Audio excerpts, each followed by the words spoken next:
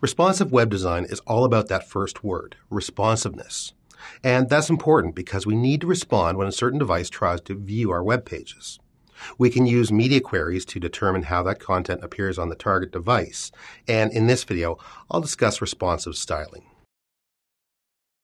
Anything you can size with CSS styles you can use with responsive web design. That means that any page object, from the size of images to the color and size of objects or text, you can modify and use in responsive design. Now what we do is we use percentages or units like ems or VW and VH, which are the viewport width and height, to create that responsiveness. So right now what we're looking at is just a simple page that shifts to 2 columns as I keep resizing that window. As I get down below 800 pixels, what happens is that it just changes to 1 column.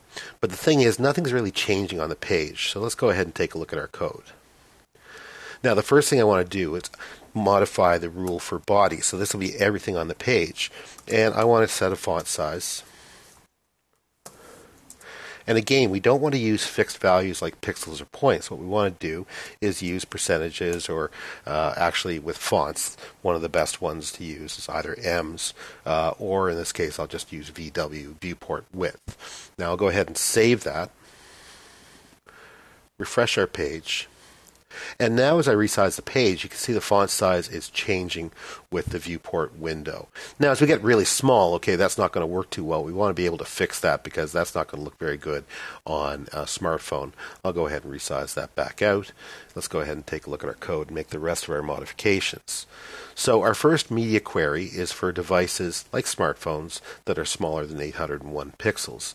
And here what I want to do is locate my content rule for the actual container that contains all the text and the images, and go ahead and start adding some information. Now the first thing is we can actually not just change the font size, but we could go ahead and change the type of font that's used.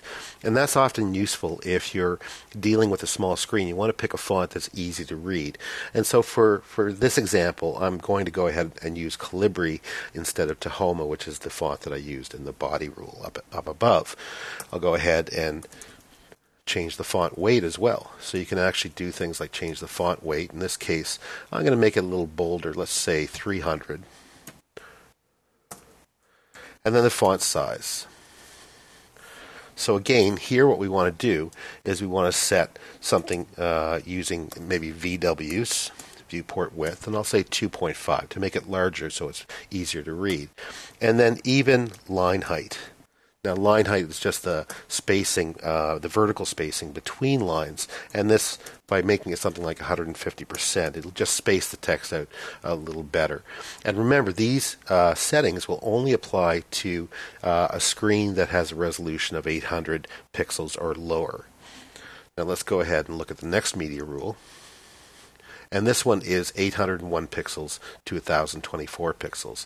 And I'll go ahead and find our content container. And again, I want to make some changes here. So I'm going to say font family. And let's pick something different. Let's go ahead with Cambria Hoffler text. That's a serif font. And so Times New Roman or Times, any of those fonts will be used by the browser as long as they're available. And then set our font size. And for this one, I'm going to go with 1.5 VWs. And you have to play around with these a bit. Remember, a single VW, viewport width, or VH, is 1% of the entire width or height of the screen, depending on whether you're using VW or VH. And for this, I'm going to use a line height of 125%. And just to better illustrate things, I'm going to go ahead and actually give this a color as well. So change the text color so we can actually see that we can not just change the objects or the size of things, but also the actual color of things. So I'll go ahead and use that one right here. And I'm even going to give this some padding as well. And for this, I'll use an M, so just a single M for the padding. And again, these are all responsive measurements. Now let's go ahead and take a look at our last media rule. Here it is. And this is anything larger than 1024 pixels. And for this, I'm going to set another color. maybe something like a red, just to illustrate that we can do this and change objects on the fly. And then for this, I'll use a font size of, let's say, 1 VW. And you could just as easily use viewport height, and it really depends on whether we're designing for portrait or landscape. In this case, we're designing for portrait, so we'll go ahead and use VWs, and padding 1M. Okay, I'll go ahead and save that. Bring our page back up and refresh it. Now, as you can see, the font changed, the font style changed, and the color changed too. And as I go ahead and start to change our viewport size, you'll see that things are changing. And there we hit one of the media queries. And in this case, the viewport has picked up the rules that have turned the text blue and given us that serif font. And then as I shrink it down even farther, we can see that the font has changed again, and we have some added spacing in between the lines of text, which makes it a little bit easier to read on small screens like a smartphone.